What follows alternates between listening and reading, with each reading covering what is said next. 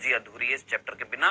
कोशिका जीवन की इकाई जिसका हम परिचय देखेंगे आज। आइए स्टार्ट करते हैं। कोशिका जीवन की इकाई बहुत सिंपल सा बिंदु है, बच्चा जानता है, 9th क्लास में आ गया था कि कोशिका जो होती है उसे हम संरचनात्मक और क्रियात्मक इकाई बोलते हैं।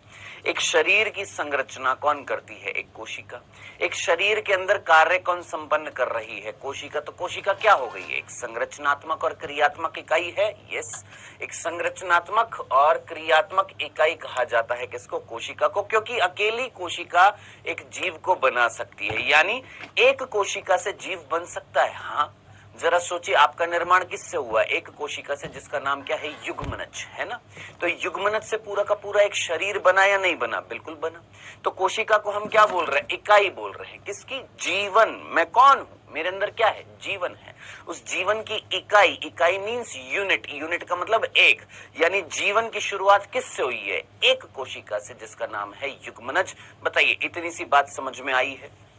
और ये भी याद रखना, ये जो बैच के जो बच्चे जो हैं, जो बार बार कमेंट कर रहे हैं, मैं दोस्त आपको स्ट्रिक्टली वार्निंग दे रहा हूं। और भी आप ऑनलाइन प्लेटफॉर्म पर जाते होंगे, वहां पर स्ट्रिक्ट वार्निंग नहीं दी जाती है कि बार बार अगर आप स्पैम करेंगे पढ़ाते हुए तो आपको क्लास से बाहर निकाल दिया जाएगा। अगर आप जानते नहीं तो मैं आपको बता देता हूँ, ठीक है दोस्त।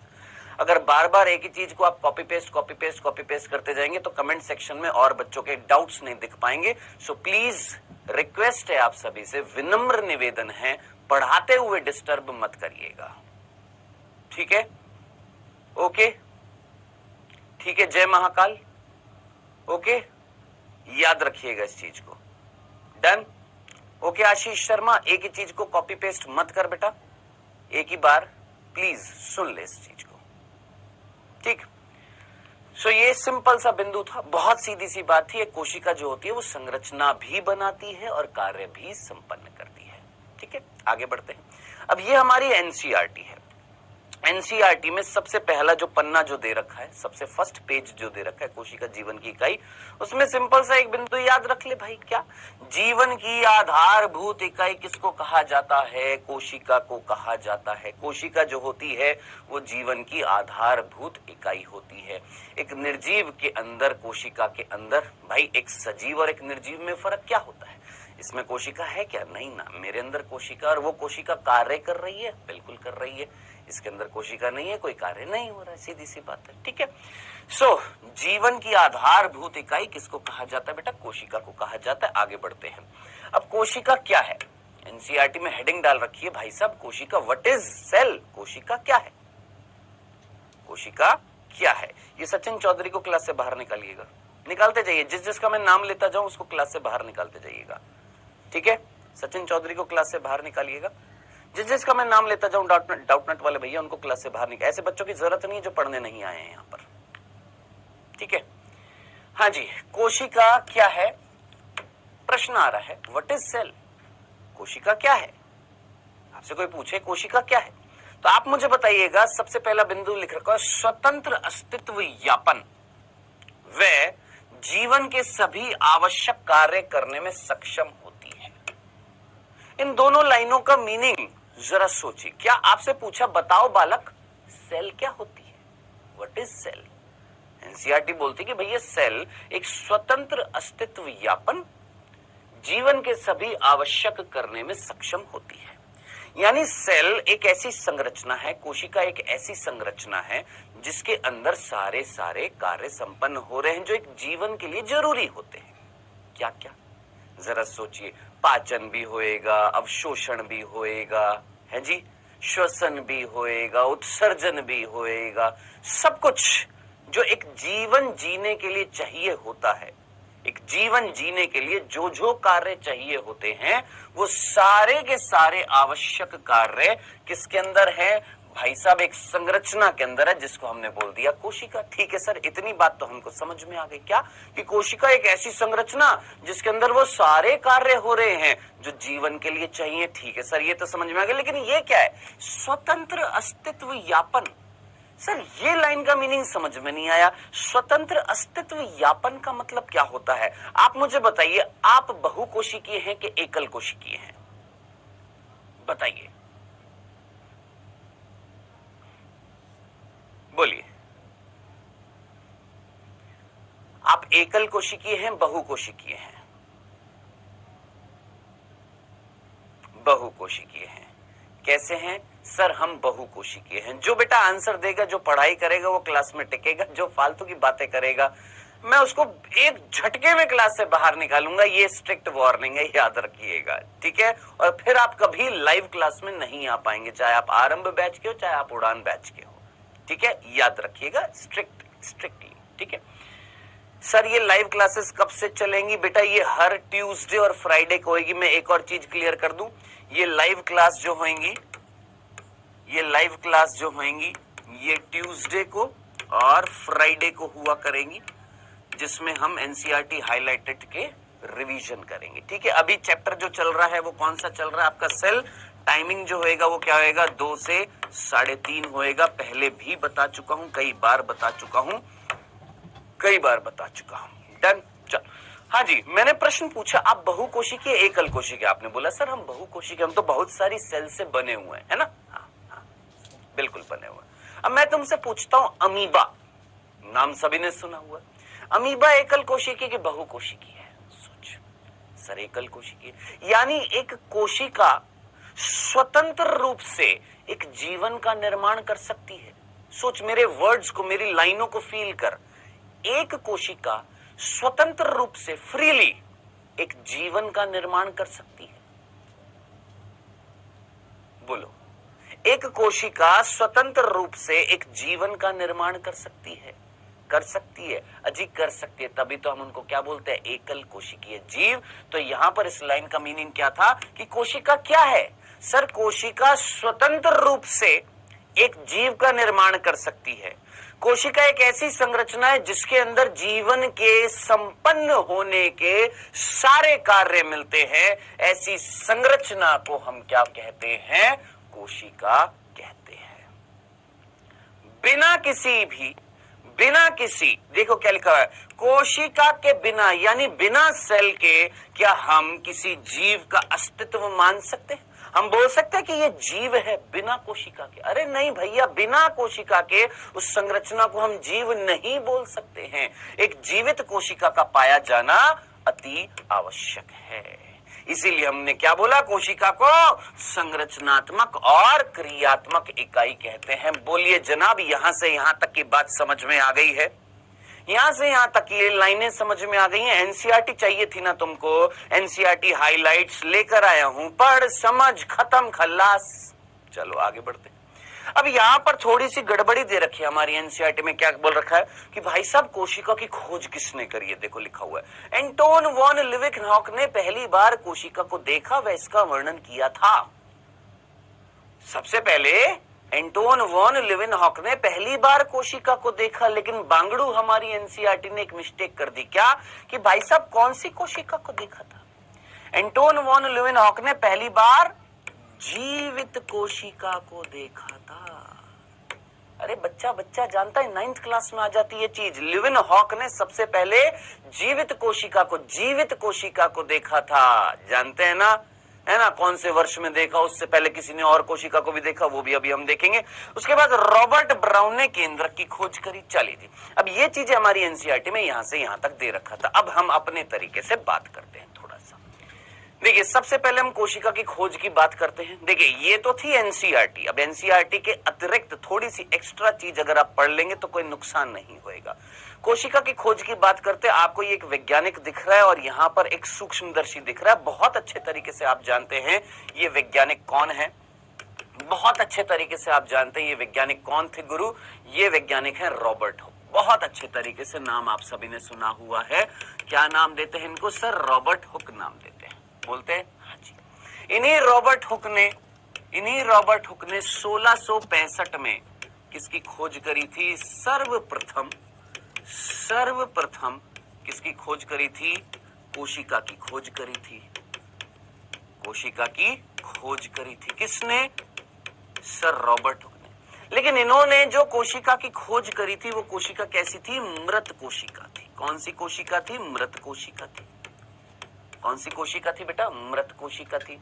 इन्होंने ये जो मृत कोशिका देखी थी, इस सूक्ष्मदर्शी में देखी थी, माइक्रोस्कोप को मॉडिफाई किया था और उसके अंदर देखा था किसको? मृत कोशिकाओं को। किसकी मृत कोशिका? एक पादप है जिसका नाम है ओक पादप। एक एक ओक पादप होता है जिसकी छाल जो होती है ना, छाल देखा है ना आपने, पेड़ के तने की छाल होती है। हाँ सर, छाल के अंदर एक ऊतक मिलता है जिसका नाम होता है कॉर्क ऊतक। कौन सा ऊतक होता है? कॉर्क ऊतक होता है। तो मान मैं रॉबर्ट हुक हूं, तू या तू अपने आप को मान ले तू रॉबर्ट हुक है ना, तेरे पास क्या है? माइक्रोस्कोप है। तूने क्या किया? एक पेड़ की छाल ले ली। कौन से? ओक पेड़ की छाल ले ली। उस छाल के अंदर एक ऊतक मिलता है जिसका नाम है कॉर्क ऊतक। तूने उसको किस में देखा? सर इस माइक्रोस्कोप में देखा। तुम कौन हो? रॉबर्ट हुक हो। तुमने जब इस कॉर्क ऊतक को देखा तो ये मधुमक्खी के छत्ते के समान संरचना दिखाई दी। किसको दिखाई दी? रॉबर्ट हुक को दिखाई दी। तो रॉबर्ट हुक को ये जो मधुमक्खी के छत्ते के समान जो ये संरचना दिखाई दी, इस संरचना को रॉबर्ट हुक ने नाम दिया। क्या नाम दिया? सेल्यूलई। क्या नाम दिया? सेल्यूलई नाम दिया। बाद में नाम उन्होंने खुद नहीं चेंज करके इसको शॉर्ट में बोला सेल। बाद में इन्होंने खुद ने ही, रॉबर्ट हुक ने इस संरचना को नाम दिया सेल नाम दिया। पहले सेल्यूलई नाम दिया, बाद में सेल नाम दिया। अब ये सारी चीजें उन्होंने बताई 1665 में एक पुस्तक के अंदर, और उस पुस्तक का नाम था माइक्रोग्राफिया। माइक्रोग्राफिया। अब मैं तुमसे नहीं बोलूंगा कि तुमको ये याद होता है या नहीं होता। अगर तुमको याद हो जाता है तो अच्छी बात है, नहीं याद होता तो मत याद कर। क्यों? सर एनसीईआरटी में नहीं है, सीधी सी बात है, एनसीईआरटी में नहीं है। लेकिन आपको ये चीज याद होएगी कि जब मैंने बैच लॉन्च किया था तो मैंने आपको क्या बोला था? थोड़ा सा एक्स्ट्रा पढ़ना पड़ेगा दोस्त, अपनी मेंटल एबिलिटी को बढ़ाना पड़ेगा। अगर कोटा में बच्चा जाता है तो वो कभी भी टीचर से ये नहीं कहता कि सर आप हमें एक्स्ट्रा पढ़ा रहे हो, सर आप हमारे टेस्ट में ना एक्स्ट्रा क्वेश्चंस डाल रहे हो, सर एनसीईआरटी के अलावा आ रहे हैं, एनसीईआरटी के अलावा पढ़ा रहे हो। एक बच्चे की हिम्मत नहीं होती है बोलने की, क्योंकि उसको पता है कि सिलेक्शन होएगा उसका इस इंस्टीट्यूट से। लेकिन यहां पर अगर थोड़ा सा एक्स्ट्रा पढ़ा दो, सर आपने तो कहा था एनसीईआरटी पढ़नी है, आपने थोड़ा सा एक्स्ट्रा पढ़ा दिया, क्या करें हम? ऐसे कैसे होएगा सर? आप तो बोलते हो एनसीईआरटी से आएगा, एनसीईआरटी से आएगा। ये क्या है? ये ब्रेन है। जितना ज्यादा इसको खर्च करेगा उतना ये कम नहीं होएगा और बढ़ेगा। याद रखना इस चीज को, ठीक है? चलिए, सो ये जो मृत कोशिकाओं की खोज करी थी, किसने खोज करी थी? रॉबर्ट हुक ने खोज करी थी। अब बात आ रही है, सर इन्होंने मृत कोशिकाओं की खोज करी, तो जीवित कोशिकाओं की खोज किसने करी है? ये रे आपके अंकल। कौन? 1679। बताइए क्या मैंने ये वर्ष सही लिखा है? हाँ, हनी कॉम्ब स्ट्रक्चर बोलते हैं इसको, मधुमक्खी के छत्ते की जैसी संरचना, हनी कॉम्ब स्ट्रक्चर, मधुमक्खी के छत्ते के जैसी संरचना। ठीक है, हाँ जी, क्या मैंने ये वर्ष सही लिखा है? सर क्या लाइव हैं? सर लाइव हैं? सौरभ राठौड़ को बस यही चाहिए, सर लाइव हैं। बिना लाइव के समझ में नहीं आता हमको तो। हाँ जी, 1674 होएगा, 1679 होएगा, 1675 होएगा, क्या होएगा? 1974 होगा। ये कह रहा 1974 होएगा। ओ भाई साहब, 1674, 1674 में ल्यूविनहॉक, कौन? Anton van Leeuwenhoek. ठीक है, अब मेरे को पता है कई सारी बुक्स में पता है क्या कर रखा है, 1600 आपका 75 भी दे रखा है। मेरे को पता है कई सारी बुक्स में 1675 दे रखा है, कई सारी बुक्स में 1674 दे रखा है। इसलिए ज्यादातर लोग क्या कहते हैं कि बेटा एक काम कर, 1674 से 75 याद कर ले, क्योंकि तेरे से कोई पूछने वाला तो नहीं है। लेकिन गड़बड़ी क्या हो जाती है, कुछ बुक्स में 74 है, कुछ बुक्स में 75 है, इसलिए ना उसकी ना इसकी हमारी मान लो 74 से 75, यानी 74 का दिसंबर, 75 का जनवरी, ऐसे याद रख ले भाई साहब। और तो क्या है, प्रश्न तुमसे कोई नहीं पूछेगा। हाँ जी, मेन क्या पूछेगा कि भाई साहब ये जो एंटोन वॉन ल्यूविनहॉक है, इन्होंने किसकी खोज करी थी? बेटा इन्होंने खोज करी थी किसकी? जीवित कोशिका की खोज करी थी। किसकी खोज करी थी? जीवित कोशिका की क्या करी थी? खोज करी थी। अब हम तुमको एक और चीज बताएं, अब हम तुमको एक और चीज बताएं, आप में से कई बांगड़ू अब पता है क्या करेंगे, आप इसको सर्च करेंगे, जो पढ़ने वाली चीज है उससे आपका नाता टूट जाएगा और जिससे नाता नहीं रखना उसके पीछे पड़ जाएंगे। चलो चलो चलो देख कर आते हैं एंटोन वॉन लुइनॉक ने कब किया था। अरे भाई जो इंपॉर्टेंट है उस पर फोकस करना। मैं खुद तेरे से कह रहा हूं दिस इज नॉट इंपॉर्टेंट, कोई नहीं पूछ रहा तेरे से, जो पूछा जाएगा वो ध्यान से सुन। एंटोन वॉन ल्यूवेनहॉक ने जीवित कोशिका की खोज करी थी, याद रखना। अब कौन सी जीवित कोशिका की खोज करी थी? सर बहुटी प्रॉब्लम है, सर बहुटी प्रॉब्लम है। सौरभ राठौर, देख मैंने तेरे को अभी क्या बोला था, एकमात्र बच्चा है जो बार बार डिस्टर्ब कर रहा है। सौरभ, सौरभ पढ़ ले बेटा, सौरभ राठौर पढ़ ले बेटा, please please please please please please please पढ़ ले बेटा, ठीक है। जीवित कोशिका की खोज करी थी किसने? ल्यूवेनहॉक ने। कौन सी जीवित कोशिका की खोज करी थी? अगर याद रख सकते तो याद रख, नहीं याद रख सकता तो छोड़ दे। जीवाणु की, जीवाणु की खोज करी थी किसमें? बारिश का जो पानी आ रहा था ना, बारिश का पानी जो आ रहा था, बारिश का पानी जो था उसमें जीवाणु की खोज करी थी। और सर शुक्राणु की, किसकी खोज करी थी? शुक्राणु की। किसमें? वीर्य में से, जो वीर्य जो होता है उस वीर्य में शुक्राणु की खोज करी थी। और किसकी खोज करी थी? प्रोटोजुआ की। किसकी खोज करी थी? प्रोटोजुआ की। ये भी किसमें करी थी? गंदे पानी में खोज करी थी। जो गंदला पानी था, गंदला पानी जो होता है, गंदला जल जो होता है, गंदा पानी जो था उसमें खोज करी थी। और किसकी खोज करी थी? आरबीसी की खोज करी थी। यहां पर लिख देता हूं, आरबीसी की खोज करी थी। किसमें? रक्त में से। किसकी खोज करी थी? आरबीसी की खोज करी थी, रक्त में से। और किसकी खोज करी थी? यीस्ट की खोज करी थी। किस पे से? ब्रेड पे से।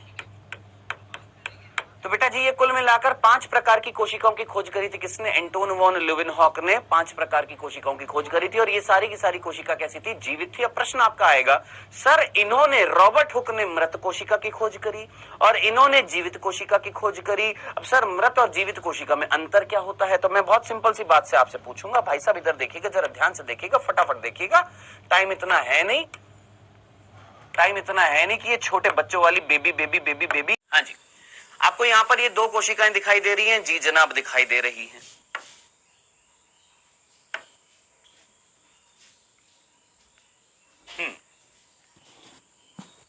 क्या करें क्या करें क्या करें, चलो इसको डिलीट कर देते हैं, सिंपल तरीके से देखते हैं। ये कोशिका, ये इसका केंद्रक, ये कोशिका द्रव्य जिसके अंदर क्या है? कोशिकांग है। चलो जी ध्यान से देखिएगा, ये है बेटा जी प्लाज्मा झिल्ली। ये है कौन? प्लाज्मा झिल्ली, जिसको हम क्या बोलते हैं? कोशिका झिल्ली भी बोलते हैं, प्लाज्मा लेमा भी बोलते हैं, प्लाज्मा मेम्ब्रेन भी बोलते हैं, कोशिका आवरण भी बोलते हैं, जीव द्रव्य झिल्ली भी बोलते हैं, कई सारे नाम है। क्या? प्लाज्मा झिल्ली बोल दीजिए, कोशिका झिल्ली बोल दीजिए, जीव द्रव्य झिल्ली बोल दीजिए, जीव द्रव्य झिल्ली बोल दीजिए, प्लाज्मा लेमा बोल दीजिए, अंग्रेजी में सेल मेम्ब्रेन, प्लाज्मा मेम्ब्रेन, ये नाम दिए जाते हैं। डन। अब इसके अंदर कौन मिल रहा था? सर ये कोशिका द्रव्य मिल रहा है। हाँ जी, कोशिका द्रव्य मिल रहा है, जिसको हम साइटोप्लाज्म बोलते हैं अंग्रेजी में, जिसके अंदर कोशिकांग है, माइटोकॉन्ड्रिया, अंतःप्रेरक द्रव्य जालिका, गोल्जी काय, लयन काय, लाइसोसोम, राइबोसोम, ये सारे के सारे क्या मिल रहे हैं? कोशिकांग मिल रहे हैं। ओके जनाब। अब मैंने तुमसे कहा कि बताओ बेटा ये एक पादप कोशिका है। कौन सी कोशिका है? ये एक पादप कोशिका है। और पादप कोशिका के अंदर एक और आवरण होता है जो आप बहुत अच्छे तरीके से जानते हैं। इस आवरण का नाम क्या होता है गुरु? इस आवरण को हम क्या बोलते हैं? कोशिका भित्ति। कोशिका भित्ति नाम देते हैं, ठीक है। अब मैंने तुमसे कहा भाई साहब तुमको ये कोशिका दिखाई दे रही है, पादप कोशिका? तुमने कहा हाँ सर दिखाई दे रही है, कोशिका दिखाई दे रही है। अब मैंने तुमसे कहा देख एक और पादप कोशिका। अब मुझे बता इस पादप कोशिका में और उस पादप कोशिका में क्या अंतर दिखाई दे रहा है? आप बोलेंगे सर इस पादप कोशिका में, इस पादप, ये केंद्रक था, ठीक है जी, ये हमारा केंद्रक है। हाँ जी, इस पादप कोशिका और इस पादप कोशिका में क्या अंतर दिखाई दे रहा है? सर ये चीजें नहीं मिल रही हैं, ये सारी की सारी संरचना देख, तेरे को लाल रंग की एक संरचना दिख रही थी कोशिका भित्ति, जो यहां पर भी दिख रही है। हाँ सर, कोशिका भित्ति हमें यहां पर भी दिख रही है, कोशिका भित्ति हमें यहां पर भी दिख रही है, लेकिन यहां पर प्लाज्मा झिल्ली है नहीं। कोशिका द्रव्य जिसके अंदर कोशिकांग है नहीं, केंद्रक है नहीं, यानी ये सारी की सारी चीजें नहीं है, ये सारी की सारी चीजें यहां पर नहीं, और ये सारी की सारी चीजें मिलकर क्या कहला रही है भैया, आपका जीव द्रव्य कहला रही है, जिसको हम प्रोटोप्लाज्म बोलते हैं। क्या बोलते हैं, जीव द्रव्य प्रोटोप्लाज्म। अब ये प्रोटोप्लाज्म जिस कोशिका में मिलेगा वो कोशिका क्या कहलाएगी, जीवित कहलाएगी, ये नहीं मिलेगा तो वो क्या कहलाएगी, मृत कहलाएगी। अब मैं तुमसे पूछता हूं, भाई साहब तुमने अपने घर में लकड़ी के दरवाजे देखे हैं? हाँ सर, लकड़ी के दरवाजे देखे हैं। जल्दी से मुझे बताओ, लकड़ी के दरवाजों में कोशिका है कि नहीं है? जल्दी से मुझे बताओ, आपके घर में लकड़ी के दरवाजे हैं? हाँ सर, उन लकड़ी के दरवाजों में कोशिका है कि नहीं है? सोच, दिमाग लगा, सोच, उसके अंदर कोशिका है कि नहीं है? सोच, है कि नहीं है कि नहीं है? आप बोलेंगे सर नहीं, अरे है। अरे वो लकड़ी के दरवाजे किससे बनाए गए हैं? लकड़ी से। और लकड़ी किससे ली थी? पादप से ली थी। उस पादप के अंदर जो जीव द्रव्य था वो नष्ट हो गया था, केवल क्या रह गई थी, कोशिका भित्ति रह गई थी। तो यस, उसके अंदर कोशिकाएं हैं। और रॉबर्ट हुक ने जो कोशिका देखी थी वो कौन सी कोशिका देखी थी? मृत कोशिका देखी थी भाई। इस मृत कोशिका के अंदर ये क्या था? सोच, ये लाइनिंग जो आपको दिखाई दे रही है, ये लाइनिंग क्या थी? दिमाग लगा, ये मृत कोशिका है। मृत कोशिका के अंदर ये लाइनिंग क्या है? कौन है ये लाइनें क्या है? ये कोशिका भित्ति ही तो है। कौन है ये? सर ये कोशिका भित्ति है। तो अब आपसे प्रश्न पूछा जाए कि भाई साहब कोशिका भित्ति की खोज किसने करी? सोचो, ये जो कोशिका भित्ति जो है इसकी खोज किसने करी? तो बेटा रॉबर्ट हुक ने ही कोशिका भित्ति की क्या करी थी? खोज करी थी। तो याद रखना, कोशिका भित्ति की भी खोज किसने करी थी? रॉबर्ट हुक ने करी थी। और मृत कोशिका की खोज किसने करी थी? रॉबर्ट हुक ने करी थी। जीवित कोशिका की खोज लेवेनहॉक ने करी थी। कौन सी करी थी? ये करी थी। What is the difference between जीवित कोशिका, मृत कोशिका? जीवित कोशिका में क्या मिलता है? जीव द्रव्य मिलता है। मृत कोशिका में जीव द्रव्य नहीं मिलता है। चलिए आगे बढ़ते हैं बेटा जी। अब यहां पर इसके बाद ये जो अगले जो वैज्ञानिक आ रहे हैं, इनका नाम है डुजारिडिन, सॉरी इनका नाम है पुरकिंजी। क्या नाम है गुरु? पुरकिंजी इनका नाम है, जो आपको यहां पर ये दिखाई दे रहा है। और यही पुरकिंजी थे जिन्होंने जीव द्रव्य की खोज करी थी। ठीक है, जीव द्रव्य की खोज करने वाले जो वैज्ञानिक हैं उनका नाम है पुरकिंजी। और इन्होंने ही नाम दिया था क्या? प्रोटोप्लाज्म। इन्होंने नाम दिया था क्या? प्रोटोप्लाज्म। हालांकि इनसे पहले एक और वैज्ञानिक थे जिनका नाम डुजारिडिन था, उन्होंने भी खोज करी थी, लेकिन उन्होंने सारकोड नाम दिया था, जिसकी कोई जरूरत नहीं है। यहां पर मैं साफ साफ बोल रहा हूं, जितना है जरूरी है मैं पढ़ाता जाऊंगा, जितना नहीं है जरूरी जो मैं पहले एक्सेस में पढ़ाया हुआ है, अभी टाइम है स्मार्ट वर्क का। जहां जरूरत होगी मैं अपने आप बता दूंगा एक्स्ट्रा, जहां जरूरत नहीं होगी मैं एक्स्ट्रा नहीं बताऊंगा। सिर्फ जो बता रहा हूं उसको प्लीज याद रखिएगा, ठीक है। हाँ, कॉर्टी ने देखा था, डुजारिडिन ने सारकोड नाम दिया था, पुरकिंजी ने प्रोटोप्लाज्म नाम दिया था। मेरे को पता है, मैंने बताया हुआ है, मेरे को पता है, मैंने बताया हुआ है। लेकिन अभी जो मैं आपको कह रहा हूं दोस्त नीट के नजरिए से देख लीजिएगा। आपने पढ़ा, वेल डन, आपको याद है, बहुत बढ़िया। अब ये याद रख ले, डुजारिडिन पुरकिंजी ने नाम दिया था प्रोटोप्लाज्म और जीव द्रव्य की खोज करी थी। ठीक है, आगे बढ़ते हैं अब यहाँ पर। इसके बाद आता है कोशिका सिद्धांत। ये कोशिका सिद्धांत किसने दिया था? श्लाइडन और श्वान ने दिया था। अब मैं तुमसे पूछता हूं, बताओ श्लाइडन कहाँ के वैज्ञानिक थे, श्वान कहाँ के वैज्ञानिक थे? जरा जल्दी से मुझे बता। हाँ जी सर, आप लाइव है तो पागल है क्या? हैं, पगला गया है क्या बेटा? हैं, पगला गया एक ही बार में? दिमाग हिल चुका है क्या?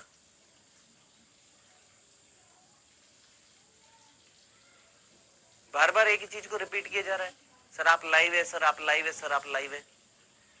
बेवकूफी की एक हद होती है, तुम तो हद के पार जा रहे हो भाई। और कुछ सीखा ही नहीं, सीखा बायोलॉजी में बस यही सीखा है, सर आप लाइव है। हाँ जी, श्लाइडन और श्वान ये कहाँ के वैज्ञानिक थे? तो ये बेटा जी आपने याद रखना, भूलना नहीं है।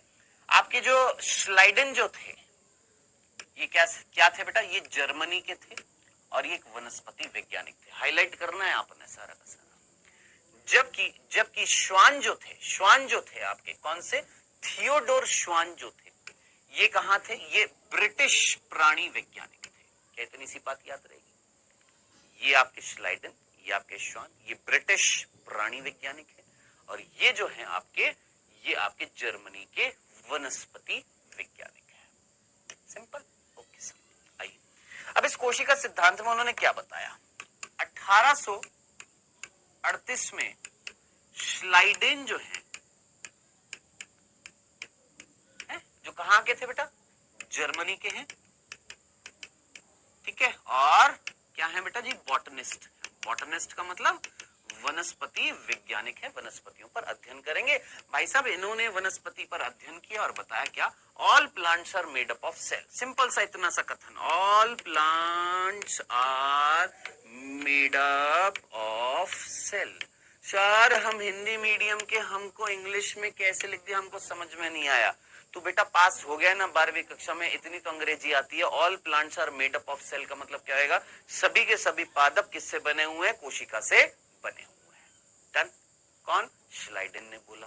देख यहां पर पढ़, 1838 में जर्मनी के वनस्पति वैज्ञानिक कौन, श्लाइडेन ने बहुत सारे पौधों का अध्ययन किया और पौधों के अध्ययन के बाद उन्होंने बताया कि विभिन्न प्रकार की कोशिकाओं से मिलकर बने होते हैं कौन, पौधे। खत्म खत्म। इतनी सी बात मेरे ख्याल से आप समझ गए होंगे। क्या, श्लाइडेन ने बता दिया कि भैया all plants are made up of cell, सारे के सारे जो हैं, सारे के सारे जो हैं कोशिका से बने होते हैं। एक इस खुशबू को भी निकालो, निकालते जाओ, इनको पढ़ाई से मतलब नहीं है। सर आप पुरानी वीडियो डालते हैं, आप सर नई वीडियो डालते हैं। कल तेरे को कल की क्लास देखी थी खुशबू, खुशबू क्या आपने कल की क्लास देखी? सर आप बहुत पुरानी वीडियो डालते हैं। बहुत पुरानी क्या, मैं बाबा आदम के जमाने की वीडियो डाली है मैंने, बाबा आदम के जमाने की वीडियो डाल दी हमने। कंसेप्ट जो है पुराना हो गया, कंसेप्ट पुराना हो गया खुशबू। वनस्पति जगत में तुमने पढ़ा नहीं होएगा, शायद पुरानी वीडियो डाल देते हैं, पुरानी वीडियो डाल देते हैं। इन्हीं पुरानी वीडियो को पढ़ के बच्चों के 100 में से 100 मार्क्स भी आए हैं बोर्ड में और नीट में सिलेक्शन भी हुआ है। लेकिन नहीं, हमको पुरानी दे दी, हमको पुरानी दे दी। व्हाट इज दिस, पुरानी दे दी, नई दे दी, पुरानी दे दी, नई दे दी, पुरानी दे दी। और तुम जैसे बच्चों का कभी सिलेक्शन नहीं होने वाला, ये साफ साफ याद रख लेना।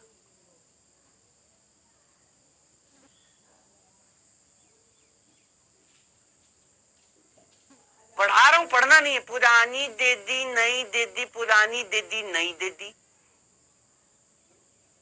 प्राणियों में संरचनात्मक संगठन कल तुम्हारे पास चैप्टर आया है, बिल्कुल ताजा ताजा बनाया, ताजा ताजा। और यही चीज अगर मैं 8 महीने पहले बनाता तो यही बनाता। क्या यार, तुम पढ़ने आते हो, सीरियसली पढ़ाई के लिए सीरियस भी हो तुम, हैं? लिटरली मेरे को हंसी आती है तुम जैसे बच्चों पर, हंसी आती है। कई बार इतनी हंसी आती है, मैं बैठ के मैं अपने घर पर बैठा रहता हूँ, बीवी साथ में बैठी रहती है, बच्चे साथ में बैठे रहते हैं और कहते हैं आप पागल हो गए हो क्या, हंस क्यों रहे हो बैठे बैठे। मैंने कहा कई बार है, बैठे बैठे हंसी आ जाती है। बदल गया, सब कुछ बदल गया। पुराना लेक्चर है सर, सब बदल गया, नई चीज आ गई है, एनसीईआरटी बदल गई है, पूरे कंसेप्ट बदल गए हैं। तुमको पता है 2020 में मैंने लेक्चर रिकॉर्ड किए थे, वो नहीं दे रहा हूं, वो नहीं दे रहा हूं। 2020 में यूट्यूब पर पढ़ाया था और उस 2020 के लेक्चर को देखकर आज भी बच्चा उन लेक्चर को देखकर नीट निकाल सकता है।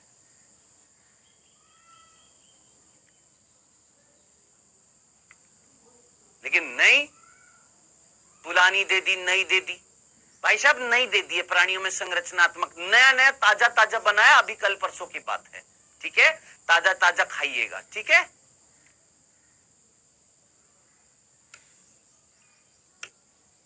आइए 1838 में श्लाइडन जो जर्मनी के बॉटनिस्ट थे, वनस्पति वैज्ञानिक थे, उन्होंने बोला कि सभी पेड़ जो हैं वो किससे बने हुए हैं, कोशिकाओं से बने हुए हैं, ठीक है। और आगे बढ़ने से पहले हम तुमको एक और चीज बताते हैं, रिकॉर्डेड क्लास का मतलब क्या होता है। What do you mean by recorded class? एक ऐसी क्लास जिसमें सारा कंटेंट दिया जाएगा, जिसमें सारी थ्योरी पढ़ाई जाएगी। इसमें नया पुराना नहीं होता है, नया पुराना होता है लाइव क्लास में। लाइव क्लास नहीं है, मैं लाइव हूं। रिकॉर्डेड का मतलब आपने पहले रिकॉर्ड किया है सारी की सारी चीजों को, तो चीजों को समझते काहे नहीं हो तुम।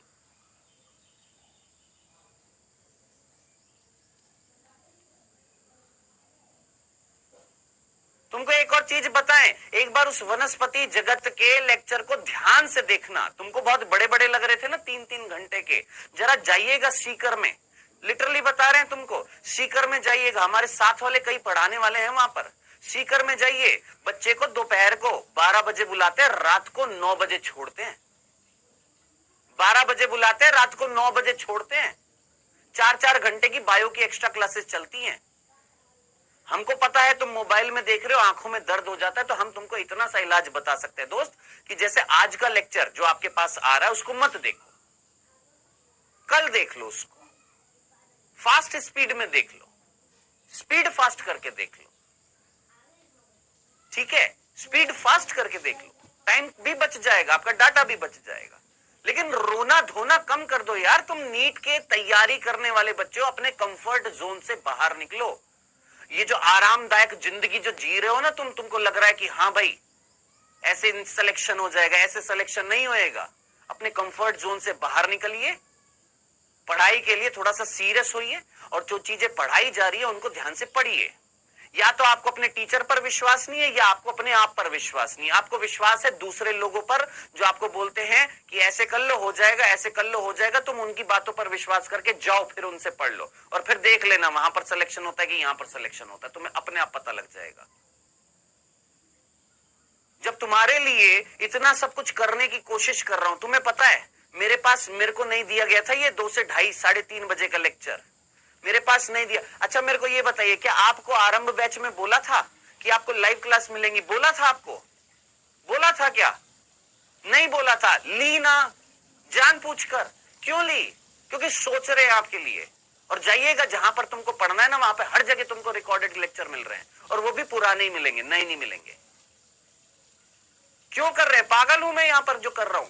जो क्लास में आकर लिख देते सर पुराना है नया है, पुराना है नया है।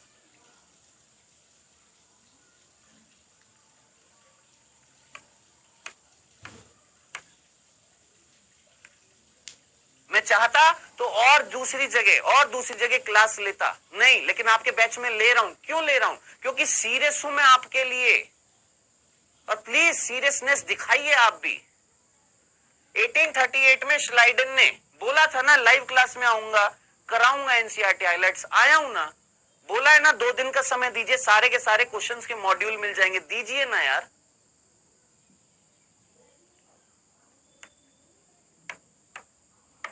गुस्सा पता है कब आता है? गुस्सा पता है कब आता है? जब YouTube पर क्लास लेते हैं, वहां पे कमेंट सेक्शन में कहते हैं आरंभ बैच वालों को भूल गए हैं। क्या है ये? हाँ जी, यहां तक की बात समझ में आ गई होगी आई होप।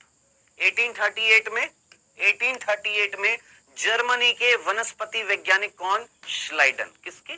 जर्मनी के वनस्पति वैज्ञानिक कौन? श्लाइडन। ये रहे आपके श्लाइडन। इन्होंने क्या बोला? सारे के सारे पेड़ जो हैं किससे बने हुए हैं? कोशिकाओं से बने हुए। आगे बढ़ते हैं। अब इसी के बाद 1839 में लिख भी रहा हूं यहां पर, देख कब? 1839 में कौन? आपके ब्रिटिश प्राणी वैज्ञानिक कौन? श्वान।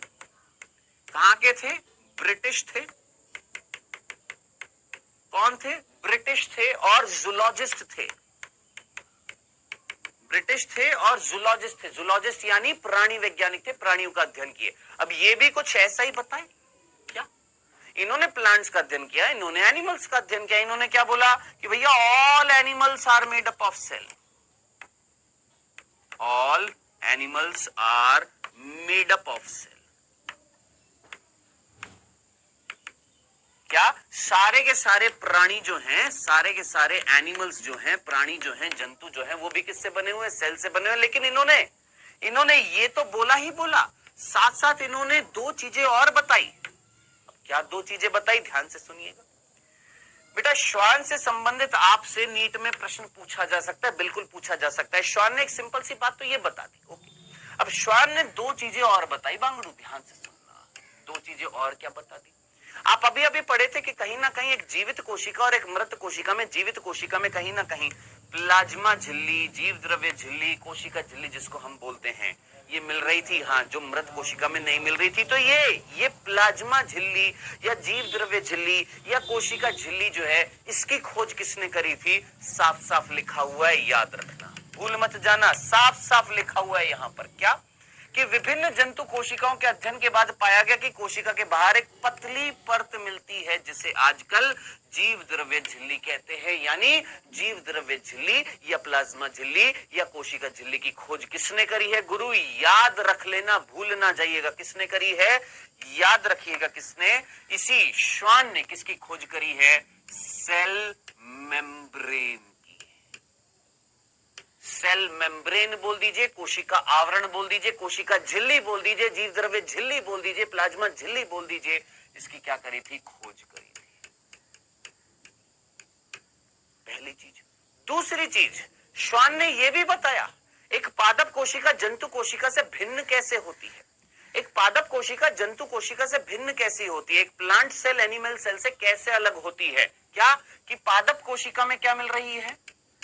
पादप कोशिका में क्या मिल रही है सर? पादप कोशिका में मिल रही है कोशिका भित्ति, सेल वॉल, जो प्राणी कोशिका में नहीं मिल रही है। ये भी इन्होंने बताया। भाई ये प्राणी वैज्ञानिक है ना, अब इन्होंने प्राणियों का भी अध्ययन किया और देखा कि अरे भैया सेल वॉल तो नहीं मिल रही, कोशिका भित्ति तो नहीं मिल रही, जो किसमें मिलती है? पादप कोशिका में मिलती है। तो कुल मिलाकर ये तीन चीजें बताई किसके? आपके 1839 में श्वान ने, कि सारे के सारे प्राणी किससे बने हुए हैं? कोशिका से। कोशिका झिल्ली या जीव द्रव्य झिल्ली या प्लाज्मा झिल्ली या कोशिका आवरण जो है उसको खोजा था किसने? श्वान ने। और ये भी बताया पादप कोशिका में कोशिका भित्ति होती है जो जंतु कोशिका में नहीं होती है। ये सारी बातें श्वान ने बताई।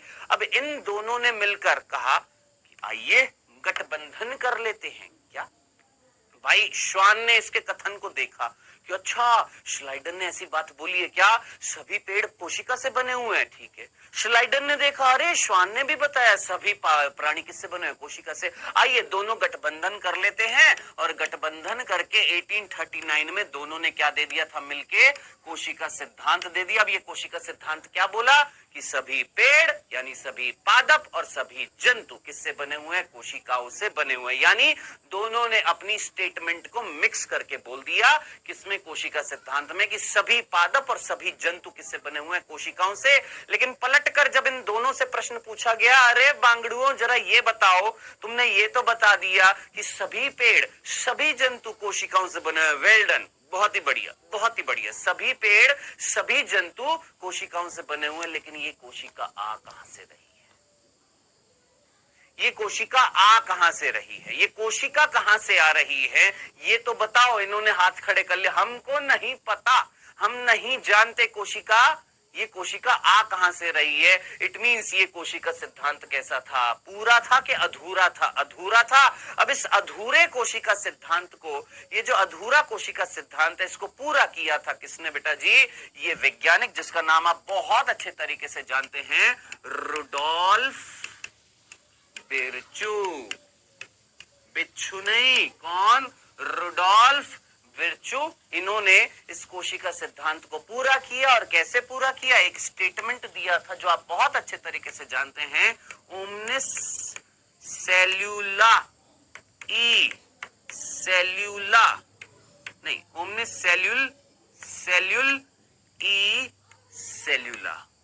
ओमनिस सेल्यूल ई सेल्यूला, हिंदी में देख लिखा हुआ ओमनिस सेल्यूल, ये लिखा हुआ, ये देख हाईलाइटेड है, सब कुछ हाईलाइटेड है। ओमनिस सेल्यूल ई सेल्यूला, यानी नई कोशिका का निर्माण किससे होता है? पूर्व कोशिका या पुरानी कोशिका। आप बोले सर समझ नहीं आया। मैंने कहा मेरे को इतनी सी बात बता, ये कोशिका है, ये जब विभाजन करेगी तो कोशिका बनाएगी। हाँ, अब इनमें से कौन सी नई कोशिका है सर? ये नई कोशिका है। कौन सी पुरानी कोशिका? ये है। क्या मैं इसको संतति कोशिका बोल दूं, संतान कोशिका बोल दूं, है पुत्री कोशिका बोल दूं? और ये क्या कहलाएगी? जनक कोशिका कहलाएगी कि नहीं कहलाएगी? यस। तो जनक कोशिका ने पुत्री कोशिका का निर्माण कर दिया। तो क्वेश्चन यही तो पूछा गया था किससे? श्लाइडेनश्वान से। अरे बांगड़ू ये बताओ कि नई कोशिका कहां से आती है? इन्होंने बताया भाई साहब नई कोशिका जो है पूर्व स्थित कोशिका यानी इससे पहले की कोशिका यानी जनक कोशिका के विभाजन से आती है। तो कोशिका सिद्धांत को पूरा किसने किया था? रुडोल्फ विर्चू ने किया था। लीजिए जनाब, यहां से यहां तक की सारी बातें मैंने आपको बता दी है। ये लिखा हुआ है, इस सिद्धांत ये बताने में असफल रहा कि नई कोशिकाओं का निर्माण कैसे होता है। पहली बार रुडोल्फ विर्चू ने, अच्छा वर्ष में लिखना भूल गया, 1855। 1855 जहां वर्ष लिखे हुए एनसीईआरटी में सारे के सारे वर्ष याद रखने हैं। ठीक है, 1855 में उन्होंने स्पष्ट कर दिया कि नई कोशिकाओं का निर्माण पूर्व स्थित कोशिकाओं के विभाजन से होता है, ओमनिस सेलुला ई सेलुला। इतनी सी बात थी, ये था आपका कोशिका सिद्धांत। आगे बढ़ते बेटा जी यहाँ पर। अब कोशिका का जब हम अवलोकन करते हैं, यानी जब हम कोशिका का अध्ययन करते हैं, तो सबसे पहला प्रश्न आता है कि भाई साहब कोशिका का अध्ययन क्या कहलाता है। देखिए ये सारी चीजें यहाँ पर मिल जाएंगी, लेकिन उससे पहले मैं यहाँ पर लिख देता हूँ कोशिका का अध्ययन क्या कहलाता है। सबसे पहला प्रश्न, कोशिका का अध्ययन क्या कहलाता है। कोशिका का अध्ययन क्या कहलाता है। आपसे कोई पूछे स्टडी ऑफ सेल क्या कहलाता है, कोशिका का अध्ययन क्या कहलाता है, तो आप सीधा बोलेंगे सर साइटोलॉजी कहलाता है। और साइटोलॉजी के जनक जो है वो किसे कहा जाता है, रुडोल्फ विर्चू को कहा जाता है, रॉबर्ट हुक को कहा जाता है। क्यों? क्योंकि रॉबर्ट हुक ने ही सबसे पहले सेल के बारे में बताया था। कौन सी? मृत कोशिका के बारे में। तो cytology means study of cell and father of cytology Robert Hooke है, याद रखिएगा। हाँ जी, कोशिका का अगर हम अध्ययन करते हैं, नॉर्मली एक पादप कोशिका और एक जंतु कोशिका का अध्ययन करते हैं, तो हमें क्या दिखाई देती है सर, कोशिका भित्ति दिखाई देती है। किस में दिखाई देती है? पादप कोशिका में। जंतु कोशिका में नहीं है दोस्त, जंतु कोशिका में नहीं है, पादप कोशिका में है। तो है तो सही ना। हाँ, कोशिका भित्ति मिलती तो है ना। हाँ मिलती है। तो कोशिका भित्ति मिलती है, कोशिका भित्ति के नीचे क्या मिलती है? कोशिका झिल्ली मिलती है। कोशिका भित्ति के नीचे क्या मिलती है? कोशिका झिल्ली मिलती है। कोशिका झिल्ली के अंदर क्या होता है? कोशिका द्रव्य होता है। उस कोशिका द्रव्य में क्या मिल रहा है? केंद्रक मिल रहा है। केंद्रक में क्या मिलते हैं? गुणसूत्र मिलते हैं, जो एक आनुवांशिक पदार्थ को धारण किए होता है, जिसका नाम होता है डीएनए। आप जानते हैं डीएनए क्या बनाता है सर? गुणसूत्र बनाता है, सीधी सी बात है। अब बात आ रही है, एक प्रोकैरियोटिक कोशिका होती है और एक यूकैरियोटिक कोशिका होती है। दोनों में फर्क क्या होता है? केंद्रक आवरण अगर सुस्पष्ट है, जिसके अंदर क्या मिल रहा है? आनुवांशिक पदार्थ मिलता है, उसको हम क्या बोलते हैं? यूकैरियोटिक कोशिका। एक ऐसी कोशिका जिसमें केंद्रक आवरण स्पष्ट नहीं है, डीएनए यानी आनुवांशिक पदार्थ नग्न है, नंगा बैठा है, कोई आवरण से घिरा हुआ नहीं है, उसको हम क्या बोलते हैं? प्रोकैरियोटिक कोशिका। सीधी सी बात है। अब इसके बाद क्या मिल रहा है? अर्ध तरल अवयव मिलता है, जिसे क्या बोलते हैं? कोशिका द्रव्य। कोशिका द्रव्य अर्ध तरल का मतलब क्या होता है आप मुझे बताइएगा। एक पानी है, एक पानी है और एक जेली है, इनमें से कौन तरल है और कौन सा अर्ध तरल है? अर्ध तरल का मतलब जिसमें आधा भाग तरलीय और आधा भाग ठोस है। तो जेली जैसा पदार्थ जो होता है उसको हम क्या बोलते हैं? सेमी लिक्विड या सेमी फ्लूइड, जिसको हम क्या बोलते हैं? अर्ध तरल बोलते हैं। तो कोशिका द्रव्य जो होता है वो कैसा होता है? अर्ध तरल होता है, जेली के जैसा होता है, जिसमें क्या मिल रहे हैं सर? कोशिकांग मिल रहे हैं। जिसमें क्या मिल रहे हैं? क्या मिल रहे हैं? सेल ऑर्गेनल्स मिल रहे हैं। ठीक है जी।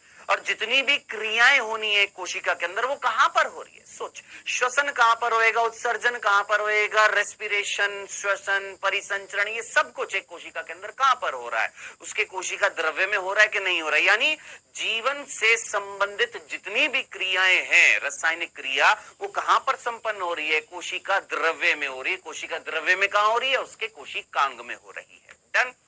इनको हम क्या बोलते हैं? कोशिकांग कहलाते हैं। जैसे अंतःप्रेत द्रव्य जालिका, जैसे माइटोकॉन्ड्रिया, सूत्रकणिकाएं, सूक्ष्मकाएं, माइक्रोबॉडी, गोल्जी सम्मिश्र, लयनकाएं, लाइसोसोम, रसधानी, ये सारे के सारे मिलते हैं। बात आ रही है प्रोकैरियोटिक कोशिका में कोशिकांग मिलते हैं? नहीं साहब, प्रोकैरियोटिक कोशिका जो होती है उसमें कोशिकांग नहीं मिलते। कौन से कोशिकांग नहीं मिलते हैं? झिल्ली युक्त कोशिकांग नहीं मिलते हैं। कौन से? झिल्ली युक्त कोशिकांग। झिल्ली हीन एक कोशिकांग मिलता है, जिसका नाम आप जानते हैं। कौन? राइबोसोम वो कोशिकांग है जो प्रोकैरियोटिक कोशिका में मिलता है, और राइबोसोम झिल्ली हीन है। Only ribosome. वेल डन, बहुत ही बढ़िया। बताइए बताइए, यही चाह रहे थे? ऐसे ही पढ़ना चाह रहे थे? पढ़ा रहा हूं, खत्म। यही चाह रहे थे ना? यही चाह रहे थे। यस, प्रोटीन की फैक्ट्री है, 70S टाइप का होता है। राइबोसोम किसमें? आपके प्रोकैरियोट। ये सारी चीजें पढ़ेंगे, टेंशन मत ले। सर रिवीजन कब से चलेगा? बेटा नीट 2023 के एग्जाम के बाद से चलेगा शिवानी। नीट 2023 का एग्जाम दे दो बेटा, उसके बाद से रिवीजन स्टार्ट करेंगे। ठीक है बेटा?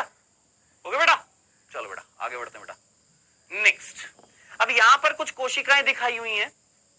हाँ जी, यहां पर कुछ कोशिकाएं दिखाई हुई हैं आपकी एनसीईआरटी में। कौन कौन सी? देखिए, एक है लाल रुधिर कणिकाएं, एक है श्वेत रुधिर कणिकाएं, और एक है स्तंभाकार उपकला। हाँ जी, कल का लेक्चर देखा था तुमने? बताओ। प्राणियों में संरचनात्मक संगठन में आरंभ बैच वालों की बात कर रहा हूं, अभी उड़ान बैच वालों की बात नहीं कर रहा। सर उड़ान बैच वाले भी है, यस, जिनका लाइव क्लास है ये वो भी है, और आप आरंभ वाले भी हैं, है ना। तो दोनों को मैं अभी मर्ज करके पढ़ा रहा हूं क्योंकि रिवीजन कराना है, उन्होंने अभी कोर्स लिया है तो उसके अंदर सेल चैप्टर पढ़ाना था और आपका रिवीजन हो रहा है। तो जल्दी से मुझे बताइए, और मेरे को कोई इसमें कोई दोहराए नहीं है, मैं छुपा कर नहीं पढ़ाता हूं, जो है सत्य है वो ये है। हाँ जी, स्तंभाकार उपकला याद है, स्तंभ के रूप में उपकला मिलती है, हाँ जी मिलती है, मिलती है, हमारे अंदर होती है, बिल्कुल होती है। आपके अंदर WBC है, हाँ सर WBC है। आपके अंदर लाल रक्त कणिकाएं हैं जिसको हम RBC बोलते हैं, ठीक है सर, हमारे अंदर RBC WBC, हमारे अंदर स्तंभाकार उपकला होती है, ठीक है। उसके अलावा हमारे अंदर तंत्रिका कोशिका है, ये पादप की कोशिका है, ये एक वाहिनी का है, ये पादपों के अंदर होती है। सर ये वाहिनिका किसमें होती है? बेटा ये वाहिनिका होती है जाइलम का भाग होती है। ये एक मध्योतकी कोशिका होती है। मध्योतकी कोशिका का मतलब क्या होती है? आपने कहीं ना कहीं मीजोफिल कोशिका अगर नाम सुना हो, मीजोफिल कोशिका नाम अगर याद आ रहा हो, वो कोशिका जिसके अंदर प्रकाश संश्लेषण भरपूर मात्रा में होता है, जिसको मीजोफिल कोशिका बोलते हैं, ठीक है।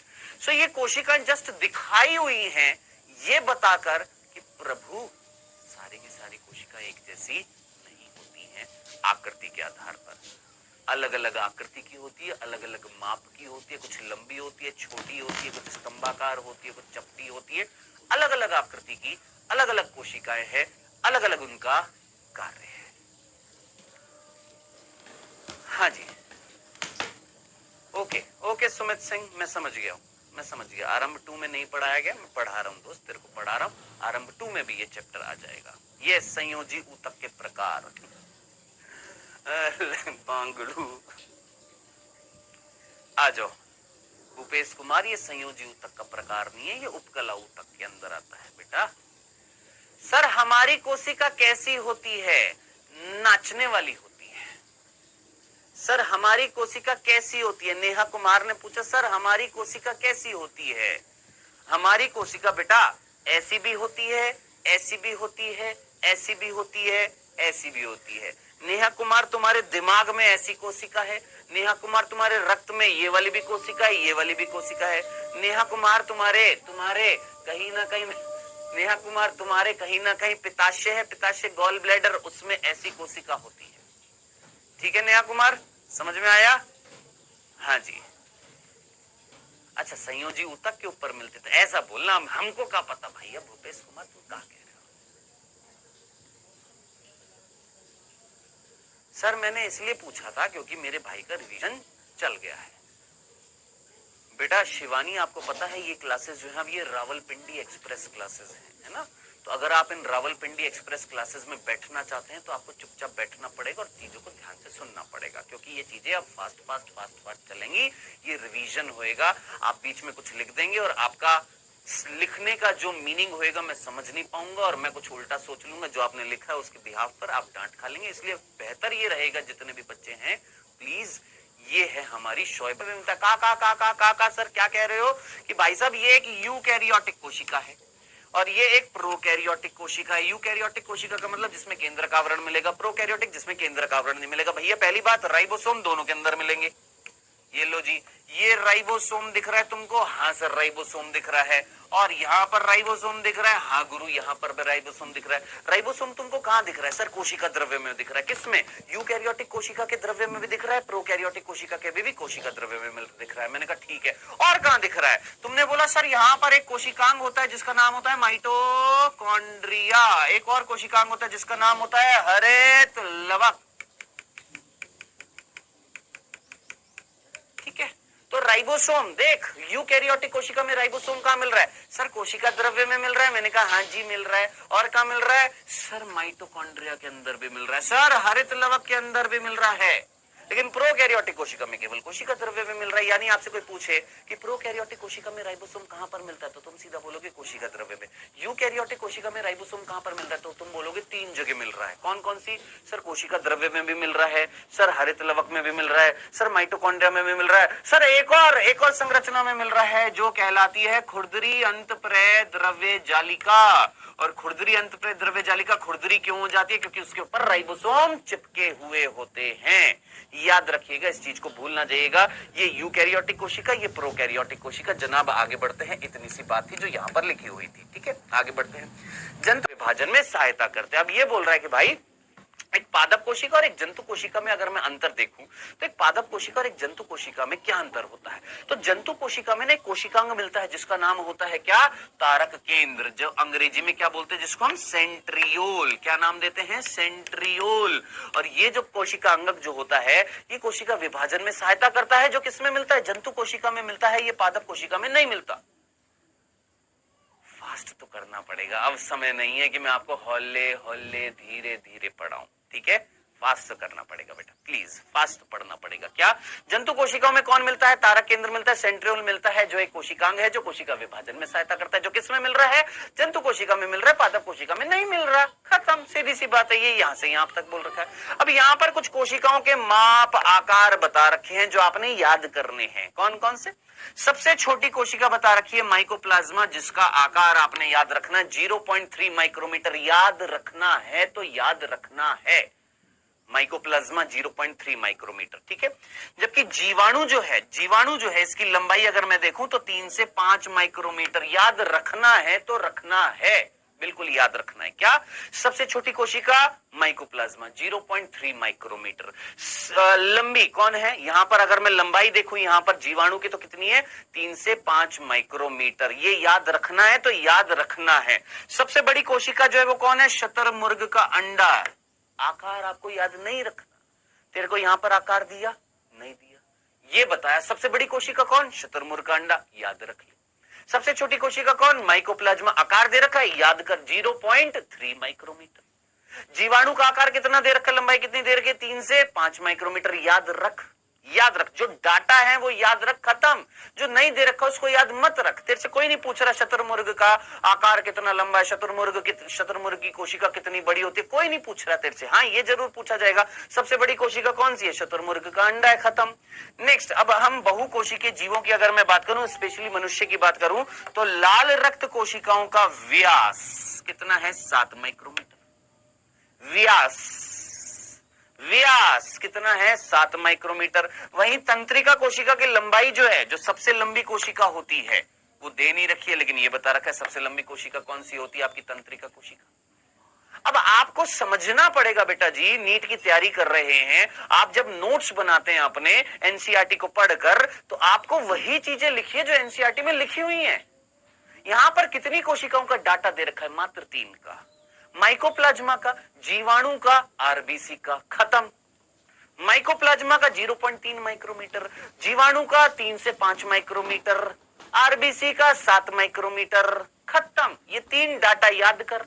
सबसे बड़ी कोशिका शतुरमुर्ग का अंडा, मनुष्य के अंदर सबसे लंबी कोशिका तंत्रिका कोशिका, सबसे छोटी कोशिका माइकोप्लाज्मा, खत्म। बस जहां पीएचडी करने की जरूरत होगी मैं अपने आप करा दूंगा, जहां नहीं है उसको मत कर, इतना टाइम नहीं है तेरे पास। भी होती है आपकी कौन? तंत्रिका कोशिका।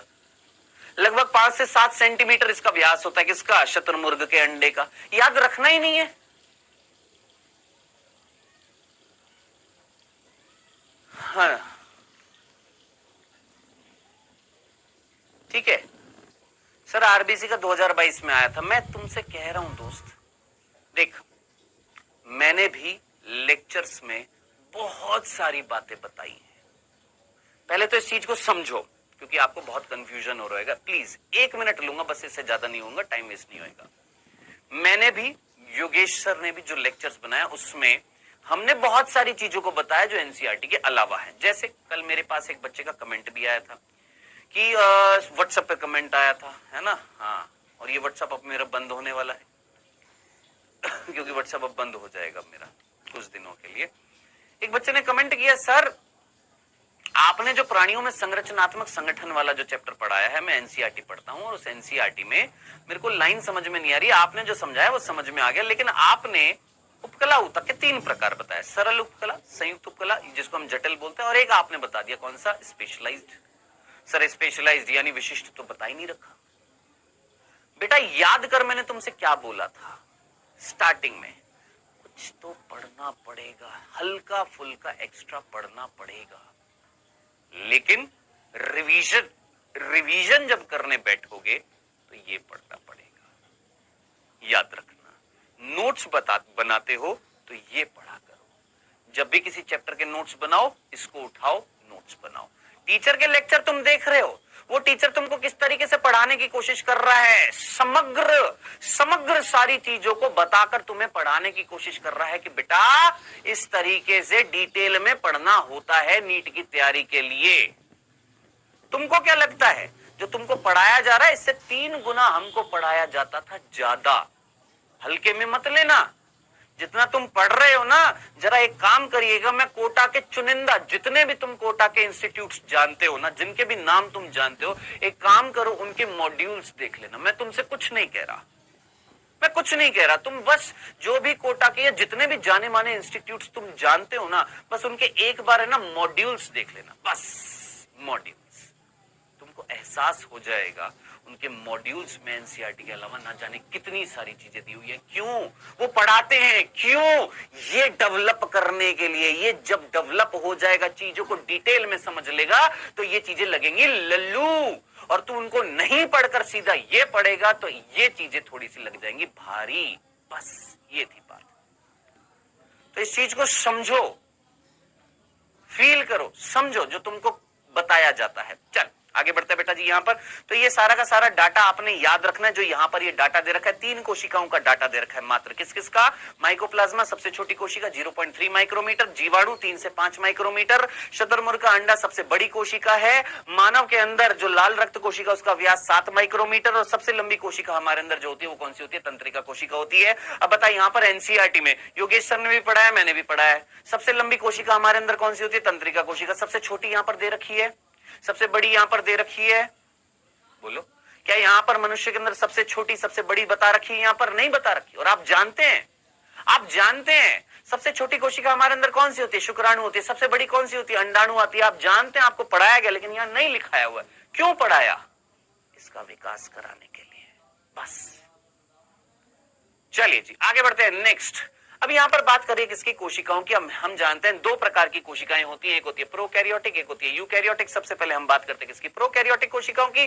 तो प्रोकैरियोटिक कोशिकाओं का ये डायग्राम दे रखा है आपकी एनसीईआरटी में। आइए, प्रोकैरियोटिक कोशिकाओं की अगर मैं बात करूं तो आप अच्छे तरीके से जानते हैं। जल्दी से मुझे बताइएगा, प्रोकैरियोटिक कोशिका कौन से जगत में रखी गई है? जल्दी से आंसर बताइएगा फटाफट। प्रोकैरियोटिक कोशिका कौन से जगत में आती है? मोनेरा में, प्रोटिस्टा में, कवक में, प्राणी में, प्लांटी में, कौन सी?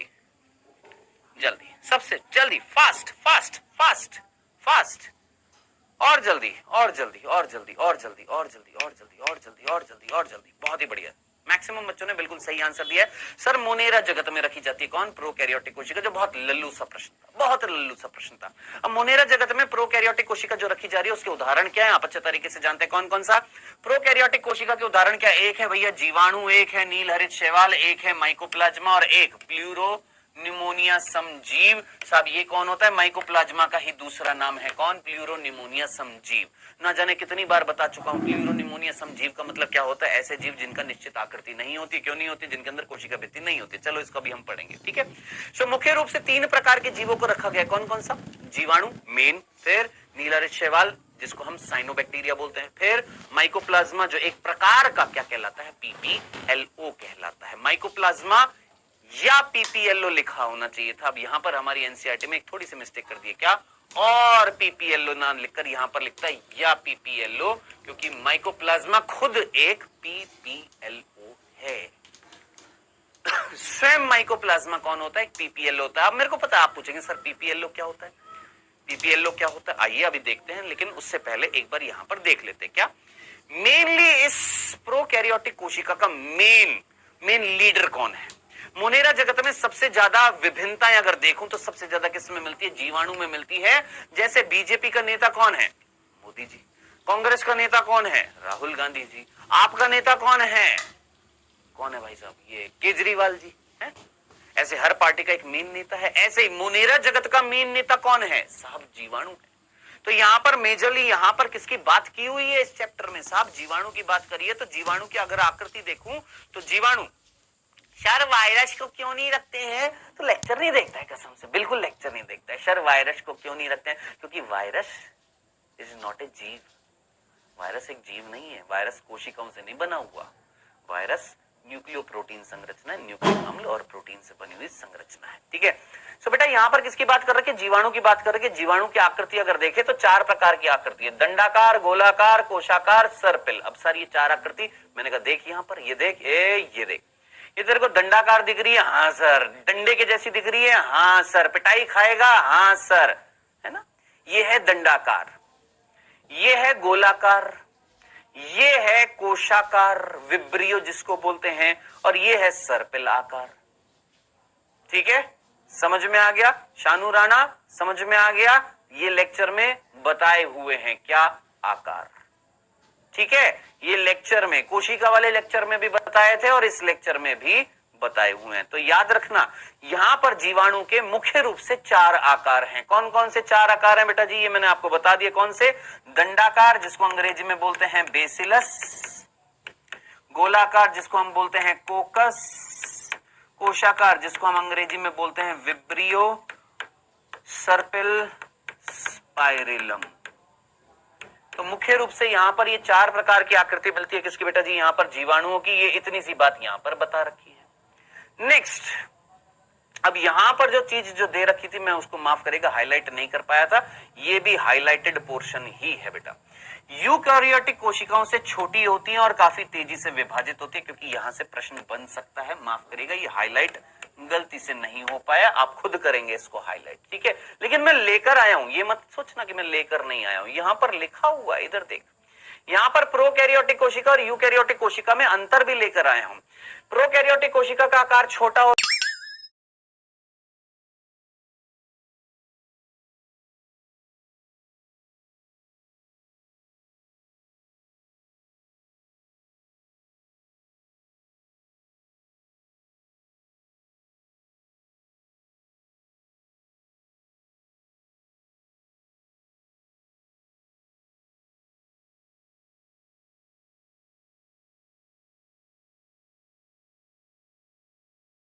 डन।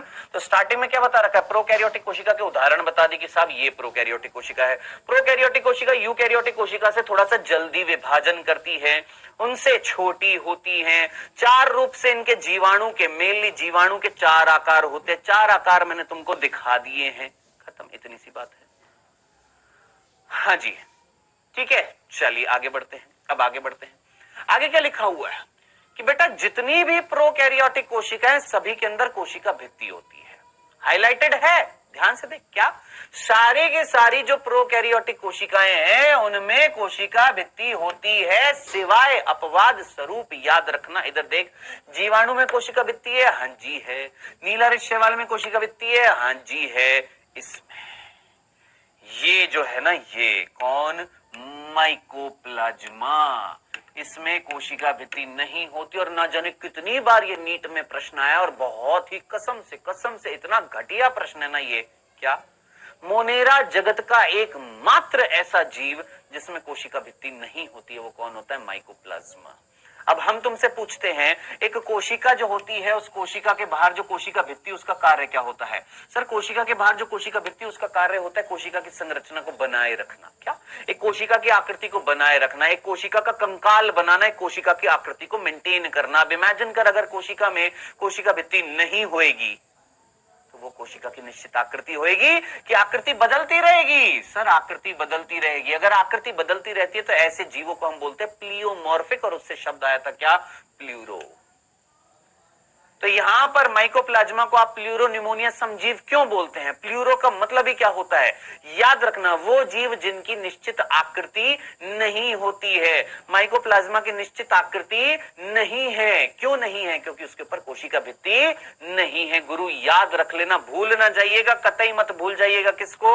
यहां पर कौन कोशिका भित्ति किसमें नहीं होती है? माइकोप्लाज्मा में कोशिका भित्ति नहीं होती, उसका निश्चित आकृति नहीं होती है। इसलिए पीपीएलओ में जो पहला पी है, प्लूरो, इसका मीनिंग ही क्या था? जिसकी निश्चित आकृति नहीं होती। अब ध्यान से सुनो, माइकोप्लाज्मा जो होता है, ये जो आपके कैटल्स जो होते हैं, कैटल्स यानी चरगाही जंतु जो होते हैं, जैसे घोड़ा हो गया, गाय हो गई, भैंस हो गई, बकरी हो गई, भेड़ हो गई, है ना, इनको संक्रामित करती है। कौन? माइकोप्लाज्मा। मनुष्य को भी करती है, ऐसा नहीं है। मेनली किसको करती है बेटा? इन जानवरों को करती है, जो आपके कैटल्स जो होते हैं ना, चरगाही जंतु जो होते हैं।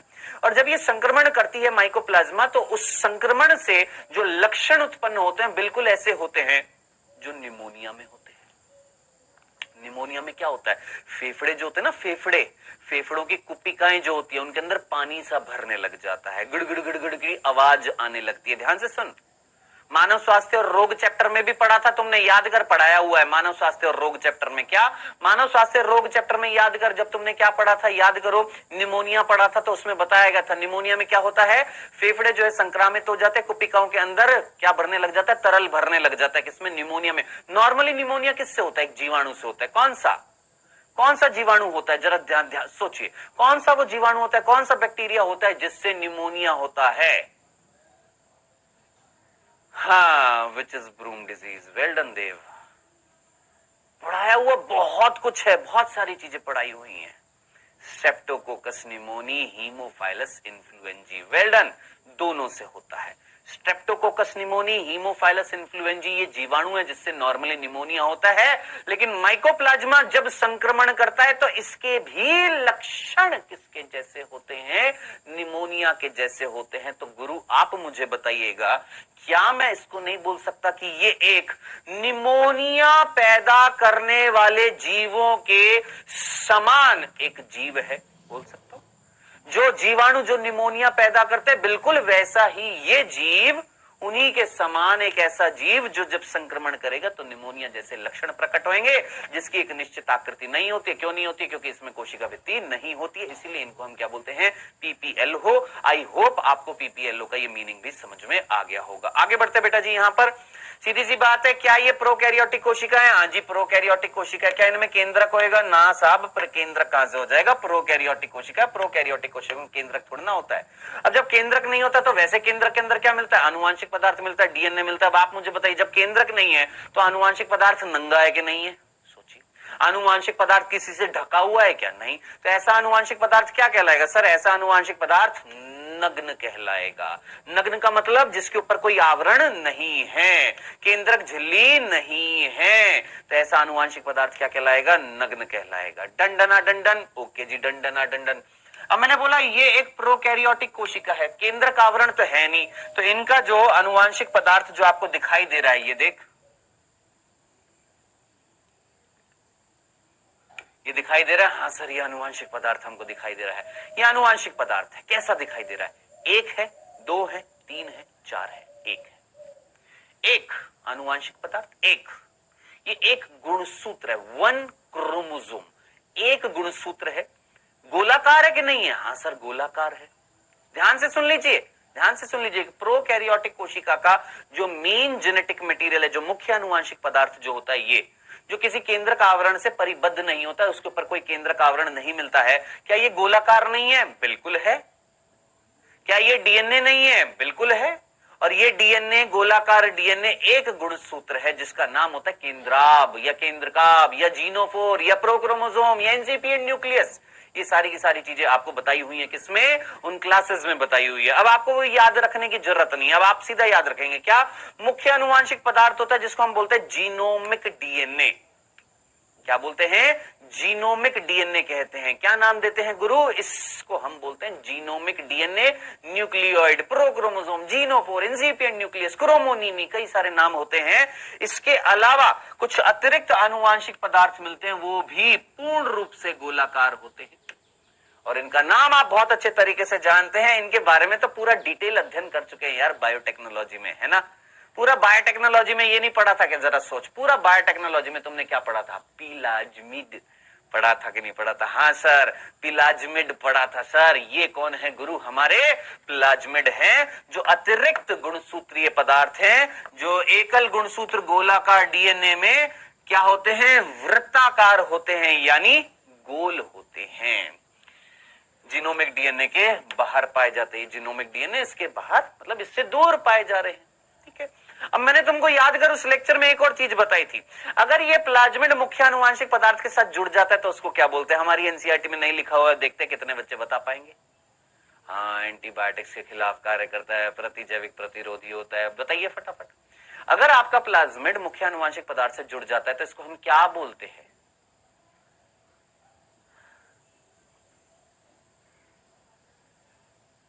अरे it's okay Shivani, it's okay बेटा, इट्स ओके। मीजोसोम बोलते हैं ना बेटा, नहीं। वेल डन जिया, वेरी गुड, बहुत ही बढ़िया तनीषा यादव, बहुत ही बढ़िया आंचल, वेरी गुड भूपेश कुमार, और कोई? Krishna, well done. Lakshmi, well done, बहुत ही बढ़िया कृष्णा, वेरी गुड। शिवम कुमार कह रहा है सर समझ में आ गया। अबे समझ में नहीं आ गया, मैं पूछ रहा हूं कहते क्या है इसको। Neha Yadav, well done. Antibiotics कहते हैं शिवानी? नहीं बेटा शिवानी, एंटीबायोटिक्स नहीं बोलते हैं। अगर आपका ये इसके साथ जुड़ जाता है तो इस संरचना को बोलते हैं एपिसोम। क्या नाम देते हैं? एपिसोम, ये बताया हुआ है। क्या नाम देते हैं? एपिसोम नाम देते हैं। चल, जो यहाँ पर नहीं लिखा हो ऑब्वियस सी बात है, छोड़ दीजिएगा, हमने बताया। अब आप कहेंगे सर हमको ना आप पागल कर ले हैं, वहां पर इतना छारा पढ़ा दिया, यहाँ पर कहते हैं याद मत करो। करे तो क्या करे सर जी, पागल हो रहे हम, क्या करें, हम डिप्रेशन आ रहा है, क्या करें, थोड़ा सा मोटिवेशन दे दो। अरे दे दो दे दो दे दो दे दो, थोड़ा सा मोटिवेशन दे सर, थोड़ा सा मोटिवेशन दो ना, मोटिवेशन दो ना। ऐसी हालत तो नहीं है ना अभी? सर एपिसोम तो नहीं बताया गया है। नहीं, ये बच्चे पागल हैं जो एपिसोम बता रहे हैं यहाँ पर। एपिसोम तो नहीं बताया गया है। ये बच्चे बांगड़ू हैं, इनको नहीं पता है। ये कैसे बता रहे हैं? या तो इन्होंने कहीं और से पढ़ा होगा, है ना? हाँ भाई, छोड़, एपिसोम नहीं बताया, बहुत अच्छी बात है, छोड़ दे यार, नहीं बताया, भाड़ में जाए एपिसोम। तो बेटा यहाँ पे जो लिखा हुआ है ना, बस उसको हाईलाइट करता जा, याद करता जा, बस। हाँ जी, सो ये जो प्लाज्मिड जो होते हैं इनकी खूबी क्या होती है? सर इन प्लाज्मिड की खूबी होती है, एक नहीं, वैसे तो मैंने आपको ना बायोटेक्नोलॉजी, अगर आपने मेरे लेक्चर देखे हो तो मैंने आपको प्लाज्मिड की 3 प्रकार के प्लाज्मिड बताए हुए हैं। अच्छा आप मुझे बताइए, आप में से कितने बच्चों ने मेरे बायोटेक्नोलॉजी वाले लेक्चर देखे हैं? जल्दी से, ईमानदारी से फटाफट बताइएगा, फटाफट जल्दी से मुझे बताइएगा, आप में से कितने बच्चों ने मेरे बायोटेक वाले लेक्चर देखे हुए हैं? हाँ जी, गणेश गौतम कह रहे सर आपको क्यों डिप्रेशन आ रहा है? देखें, ठीक है, देखें देखें देखें देखें देखें देखें। अगर आपने बायोटेक्नोलॉजी के लेक्चर देखे तो आप मुझे बताइएगा, क्या मैंने आपको ये प्लाज्मिड 3 प्रकार के बताए हैं? हाँ जी, आपने अगर देखे हैं, आप में से कईयों ने नहीं देखे हैं, आप में से कईयों ने देखे हैं, कईयों ने योगेश सर के देखे, कईयों ने मेरे देखे, कईयों ने मेरे नहीं देखे, योगेश सर के देखे। योगेश सर ने भी, मैं आशा करता हूं शायद उन्होंने बताया होगा ये वाली चीज, प्लाज्मिड कितने प्रकार के होते हैं, पढ़ा है? हाँ जी, यस, वेल डन, बहुत ही बढ़िया। कितने प्रकार के? 3 प्रकार के बताए थे ये प्लाज्मिड, जरा लेक्चर देख लीजिएगा। अच्छा योगेश सर ने पढ़ाया ये वाला 3 प्रकार के होते हैं, F plasmid, R plasmid, col plasmid, F R col, ये 3 प्रकार के बताए हैं, जिसमें से ये बताना बहुत जरूरी था आर वाला, क्योंकि इसके बिना चयनित मार्कर ही समझ में नहीं आता। अगर मैं तुमको आर प्लाज्मिड ना बताऊं तो तुमको चयनित मार्कर समझ में नहीं आएगा। तो ये 3 प्रकार के प्लाज्मिड याद रखना बेटा, ये 3 प्रकार के प्लाज्मिड एक बार लेक्चर देख लीजिएगा, कौन सा बायोटेक का, जरूर देखिएगा, क्योंकि अगर आपने ये 3 प्रकार के प्लाज्मिड में आर प्लाज्मिड अगर नहीं पढ़ा, रेजिस्टेंट प्लाज्मिड अगर नहीं पढ़ा, प्रतिरोधक प्लाज्मिड नहीं पढ़ा, तो आप चयनित मार्कर कैसे पढ़ लोगे? समझ में नहीं आएगा चयनित मार्कर, ठीक है? तो ये 3 प्रकार के प्लाज्मिड होते हैं, जिसमें से ये वाला जो प्लाज्मिड होता है ना, जिसका नाम होता है आर प्लाज्मिड, जिसमें आर का मतलब ही क्या होता है? रेजिस्टेंस। रेजिस्टेंस का मतलब होता है प्रतिरोधक, एक ऐसा प्लाज्मिड जो प्रतिरोधकता दिखाएगा, किसके खिलाफ प्रतिरोधकता दिखाएगा? प्रतिजैविकों के खिलाफ, एंटीबायोटिक्स के खिलाफ। डन, चल। अब इसके बाद और क्या बता रखा है बेटा जी? प्रोकैरियोट्स में कुछ विशेष प्रकार की अंत्यवृष्टि मिलती है। प्रोकैरियोट्स की ये है विशेषता, उनमें कोशिका झिल्ली एक विशिष्ट विभेदित आकार में मिलती है, जिसे मीजोसोम कहते हैं। तत्व कोशिका झिल्ली अंतर्वलन होते हैं। भाई साहब देखो, बहुत सीधी सी बात बता रखी है यहाँ पर, क्या 2-3 चीजें हैं जो आपको याद रखनी है किसमें? प्रोकैरियोटिक कोशिकाओं में। अब इसके आगे की कहानी मैंने बहुत सिंपल तरीके से समझाने की कोशिश करी है। ये वाली चीज को अभी यहां पर छोड़ दीजिए, यहां पर पढ़ना स्टार्ट करते हैं। क्या इनका माप आकार भिन्न होता है? हाँ जी होता है, अलग अलग माप आकृति की होती है। यहां पर 4 आकार थे, ये मैंने आपको दिखा दिए हैं। कितने बिंदु हो चुके हैं? 2 बिंदु हो चुके हैं। तीसरा, प्रोकैरियोटिक कोशिका में कोशिका भित्ति होती है, ये आपने पढ़ा था, परंतु किसमें नहीं होती? माइकोप्लाज्मा में इसका अभाव होता है, ये आप जानते हैं। इनमें सुविकसित केंद्रक नहीं पाया जाता, बिल्कुल नहीं पाया जाता, इसलिए हम इनको प्रोकैरियोटिक बोलते हैं, जिसकी वजह से आनुवांशिक पदार्थ कैसा होता है? नग्न होता है, ये आप लोगों ने पढ़ लिया है। जीनोमिक डीएनए के अतिरिक्त ये कौन सा है आपका? Genomic DNA. और इस जीनोमिक डीएनए के अतिरिक्त क्या मिल रहा है? ये जो जीनोमिक डीएनए जो होता है कैसा होता है? एकल गुणसूत्र होता है, याद रखना, गोलाकार डीएनए होता है जो जीवाणु में मिलता है। इसके अतिरिक्त क्या मिल रही है? सूक्ष्म छोटे छोटे डीएनए मिल रहे हैं जो गोलाकार हैं, वृत्ताकार हैं, गोल आकृति के हैं, जो इससे बाहर पाए जा रहे हैं, जिनको हम क्या बोलते हैं? प्लाज्मिड। ये भी आप लोगों ने पढ़ लिया है। अब इसके बाद हमने यहां पर बात करी कि ये प्लाज्मिड जो होते हैं इनके कुछ विशेष कार्य होते हैं, जैसे ये प्रतिजैविकों के खिलाफ क्या दर्शाते हैं? प्रतिरोधकता दर्शाते हैं। यहां तक आप लोगों ने पढ़ लिया। अब इसके बाद जो अगला बिंदु बता रखा था वो ये बता रखा था कि भैया प्रोकैरियोटिक कोशिका के अंदर जो कोशिका झिल्ली जो होती है, ये प्रोकैरियोटिक कोशिका और ये प्रोकैरियोटिक कोशिका की कोशिका झिल्ली, ये कोशिका झिल्ली अंदर की तरफ वलन ले लेती है, अंदर की तरफ घूम जाती है। अब ये घुमाव या तो गोलाकार होते हैं, या नलिकाकार होते हैं, या लंबी लंबी नलिकाओं के आकार के होते हैं। क्या ये जो अंदर की तरफ तुमको घुमाव दिखाई दे रहे हैं ना, किसके? कोशिका झिल्ली के, ये 3 आकृति में मिलते हैं। या तो ये गोल गोल घूम जाती हैं, इस तरीके से गोल गोल घूम जाती हैं, या ये नलिका के रूप में घूम जाती है, या ये लंबी लंबी नलिका के रूप में घूमती है।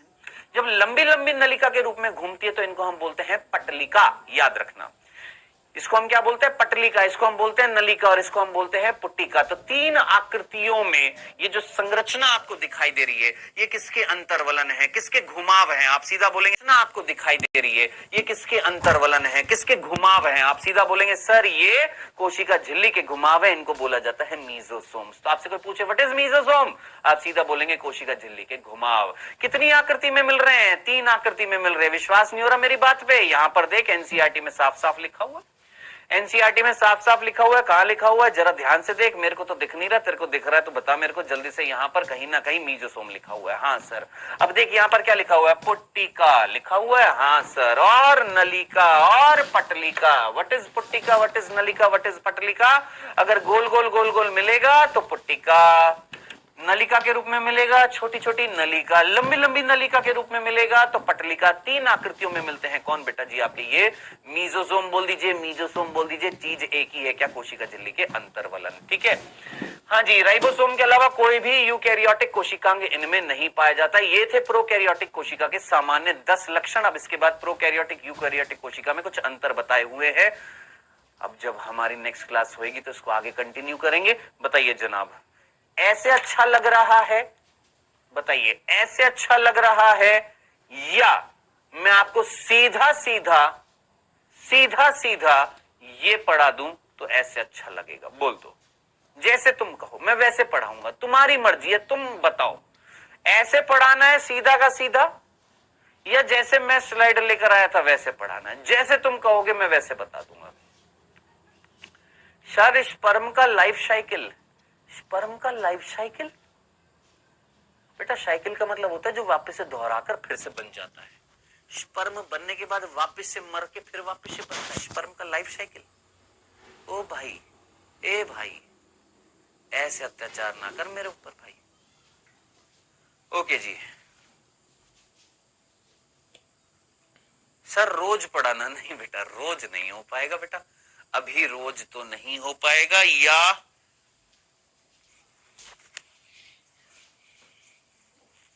देखो कल क्लास नहीं होगी। आज क्या है भाई साहब हमारा? मंडे, ट्यूसडे ना? ओके सुनिए, आज है ट्यूसडे, ट्यूसडे को हुई है क्लास 2 से 3:30। ठीक है। वेडनेसडे को बेटा कल आप लोगों का टेस्ट है, आप सभी को पता है। कल आपका टेस्ट है वेडनेसडे को, जिसमें मैं ऑलमोस्ट 12th का सिलेबस दूंगा, 11th का तो नहीं, मेजरली आपका 12th का सिलेबस दूंगा, 11th का कुछ कुछ पोर्शन दूंगा। तो कल आपका टेस्ट है, आपको पता है ना। एक बैच हम लोग बना रहे हैं, एक तरीके का रैंकर्स बैच या टारगेट बैच, एक ऐसा बैच जिसमें जो टॉप मोस्ट जो बच्चे होंगे, जो उसमें से जो टॉप करेंगे, उनका एक बैच बनाएंगे जिसको हम जूम पे या व्हाट्सएप पे या इस तरीके से मेंटरशिप करेंगे। तो कल आपका वो टेस्ट होएगा, कल नहीं सॉरी परसों होएगा, थर्सडे को होएगा, थर्सडे को वो टेस्ट होएगा, है ना। तो आपकी क्लास जो है बेटा वो फ्राइडे को लगेगी, अगली क्लास जो होगी वो कब लगेगी, फ्राइडे को लगेगी। तो मैं आपसे चाहूंगा कि आप लोग पढ़कर आइएगा। बाकी अब मैं ना एक काम करूंगा, इस तरीके से पढ़ाऊंगा, सीधा सीधा हम क्या पढ़ेंगे, सीधा सीधा एनसीईआरटी पढ़ेंगे, हाईलाइटेड पोर्शन दिखाता जाऊंगा, आपको पढ़ाता जाऊंगा, खत्म खल्लास, ठीक है। ये एक्स्ट्रा पढ़ाऊंगा तो फिर वही वापस से वही एक्स्ट्रा मींस एक्स्ट्रा तो आप पढ़ ही रहे हो ना, किस में पढ़ रहे हो, जो आपके पास लेक्चर आ रहे हैं उसमें तो एक्स्ट्रा है ही आपके पास। हमें तो रिवाइज करना है ना, रिवीजन मींस एनसीईआरटी। तो हम अब नेक्स्ट जो क्लास होगी उसमें प्योरली हम कहां से पढ़ना स्टार्ट करेंगे बेटा जी, यहां से, कहां से, यहां तक हम लोगों ने पढ़ लिया है, इसके बाद हम पढ़ना यहां से स्टार्ट करेंगे, कोशिका आवरण और इसके रूपांतरण यहां से पढ़ना स्टार्ट करेंगे, ठीक है जी। चलिए जी।